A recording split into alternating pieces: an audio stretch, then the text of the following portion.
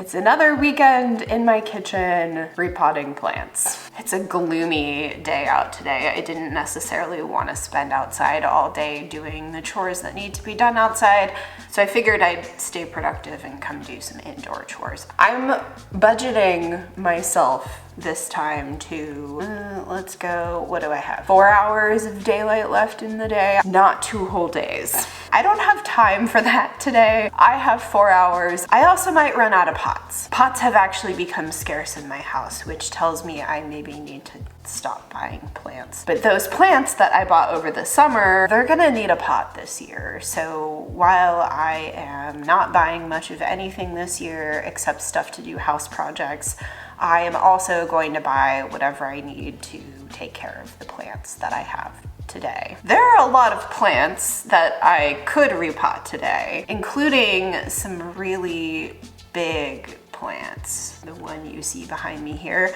I think I'm going to repot that today. I also have 2 monstrous cacti that need repotted. One of those alone could take 4 hours to repot. Gosh. We don't have time for that. I gotta work myself up to the fiddle leaf fig though. Let's go find a small one to start with.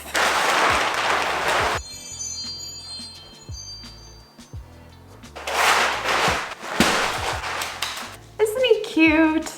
And what better to put in a slow friend than a slow growing friend? I think this agave would look really cute in here. Agave, Well, it's really hard to read for one thing because it's not printed that well in my defense. It's not just that I can't pronounce it, which I can't, but it's an agave nonetheless.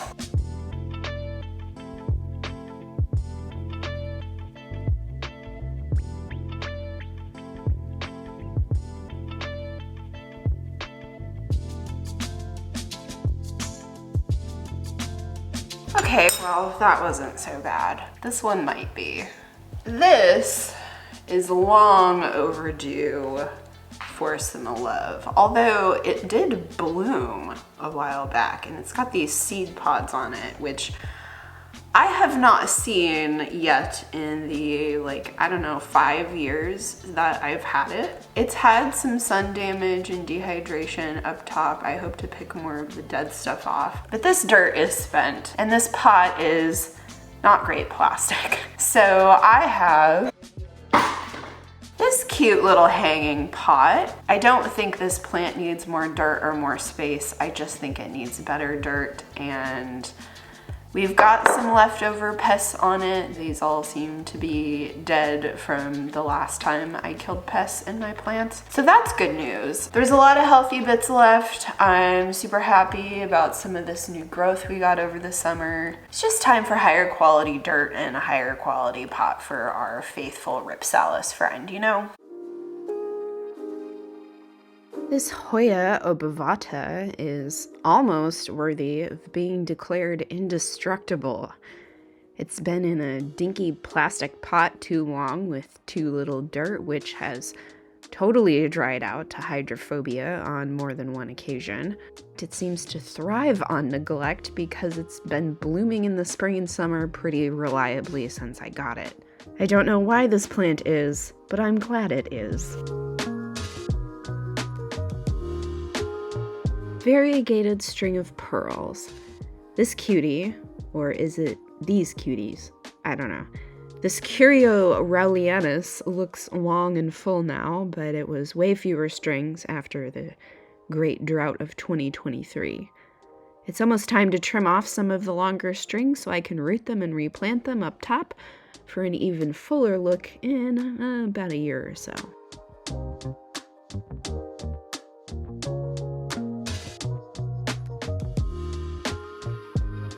Rhaphidophora decursiva. I lost one of these in the aforementioned drought and couldn't help but snag one again when I found it on sale. Found, as usual, in a completely unrelated trip to the hardware store. It's really not my fault you have to walk through the houseplants to get yourself a wheelbarrow. One day when he's bigger, this tropical boy will get his own moss pole.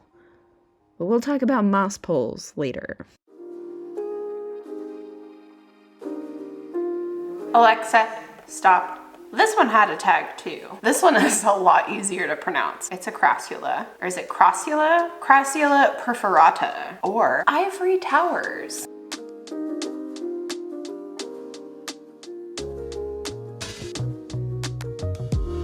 I love Burrow's tail, although I'm not sure how it got its name, because that doesn't look like any burrow tail I've ever seen. Nonetheless, it's a fun little succulent that's also one of the faster growing succulents for me. I've kept them in every home I have had for like 8 years, and they've tolerated a lot of my travels. All right, well, that wasn't gonna happen in a day. You know it, I know it. That was magical thinking, wasn't it? It's not only that I ran out of steam, I actually ran out of pots. So I only had these pots left as of about a week ago. Oh yeah, a week ago. It is now 1 week later and we are sitting back down like nothing ever happened. I only had these left and these are a little bit small for what I need to be planting. So I thought I ordered 2.5-inch pots and I got the wrong size. They're just the cutest little thing though. I have nothing to use them for right now. I don't know what. 2.5-inch pots, got them now. Much better. This is much more what I was hoping for when I ordered 2.5-inch pots is a 2.5-inch pot. So we're ready to continue this project now and maybe, just maybe, I will work myself up to replanting the big old fiddle leaf here. It really needs it. Although, it's a really beautiful day outside right now. I don't know how long we're gonna do this. A sunshine out there, that's calling my name. I had no idea what this was when I saw it, but Letiboria socialis, the silver squill, checks the prehistoric looking box on my list of qualities that call me to a plant. I got it well past bloom season last year, so we'll just have to see what it does this year. I have a couple other jade plants, and I'm really happy to report that the huge jade we repotted together a long time ago has bounced back nicely. So now I feel safer in my jade care abilities to get this golem jade. I've also gotten the pest situation under better control, though not eliminated. I don't know if I'll ever get all the pests living here fully gone. I think they're just permanent now, and I should be charging rent. Epiphyllum Philanthus guatemalens monstros, or curlylocks, has about as many twists and turns in it as its name. My goodness. From what I read, it's one of those where it only blooms once at night and blooms all die by early morning. So I also have a chase to look forward to.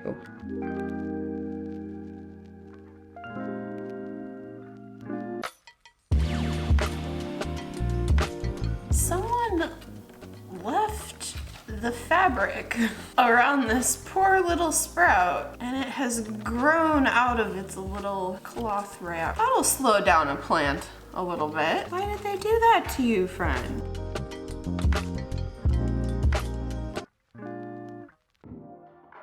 Well, this plant I repotted recently does not like this pot. There's mold growing in it, some of its leaves are dying. So we're going to put this aloe in this pot and then this aloe in this pot. See where that gets us.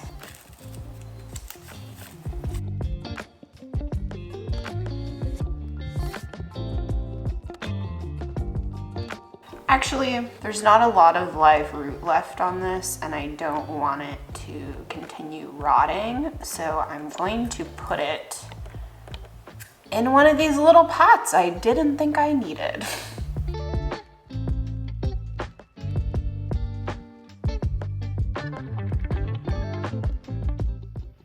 Aloe brevifolia. The short-leafed aloe is exactly what it says on the box. The leaves are too short to break off and rub on your sunburn, but their short stature also makes them pretty cute. You know, I looked up how to care for this plant online, and an AI told me that I should never ever let the soil dry out, which is actually the opposite of what you want to do here. So, the lesson learned, don't let an AI watch your plants. All right, well, we're working our way up, and we have worked our way up to this lovely lady. This lovely tall lady has outgrown her moss pole. We're not going to repot her. She seems to love her pot just fine. We'll give her more space to grow, I guess. Ta-da! Moss poles. These moss poles are not only for our Monstera friend right there, they're also for other vining, climbing, whatnot. We only need this one, I think, for Milady here. I don't understand. This came wrapped in plastic with its other friends. Why is there more plastic? Oh, hello. Oh, okay. Oh, I see. Does it go this way? No? Uh-oh. Did I need that? There we go. Success. Does it go in this way? Got it.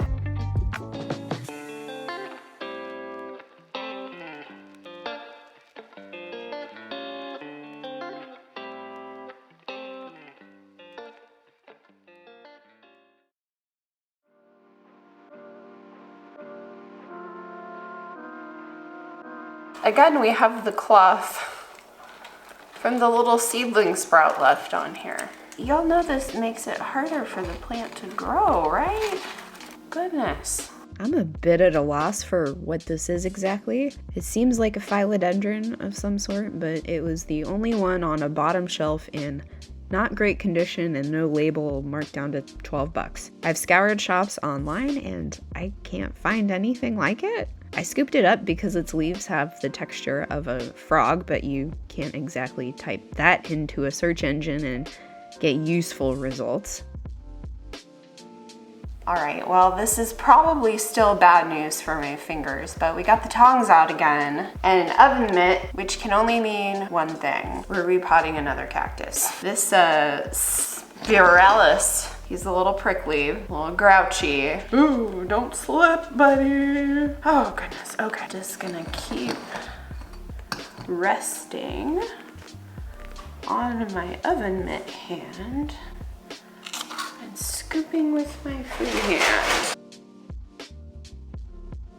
Ooh, that's a good root. Nice roots, buddy. I'll take some dirt out.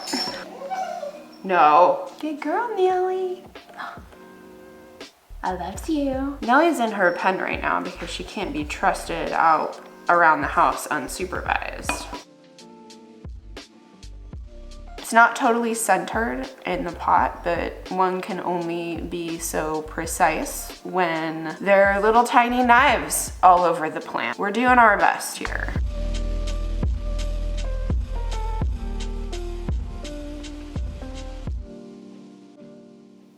Well, I think it's time. You know, I've never really thought of myself as someone who could keep a fiddly fig alive. But here we are, over a year after buying it. Sure, it dropped some leaves since I brought it home from the Home Depot, which, coming from the Home Depot, means it already had one strike against it anyway, let's be honest. But it settled in and even produced a few leaves since arriving. Just sitting here in bright indirect light. So we'll see how it does with some fresh soil in a ceramic pot. Although you never really know when a new plant you haven't kept before is one of those 1 in 100 that when you stop neglecting it and try to do something nice for it, it drops all its leaves and gives up on life. Positive thoughts, though, for this big boy. All signs are pointing to it towering over me when I'm a little old lady.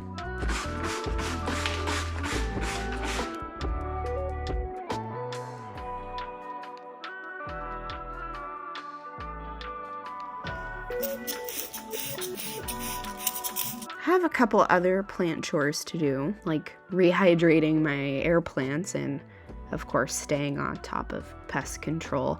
But there's one massive chore that's been wiggling around in the back of my brain for a really long time now. And it's getting impossible to ignore. So join me next time when I tear it all up and burn it down.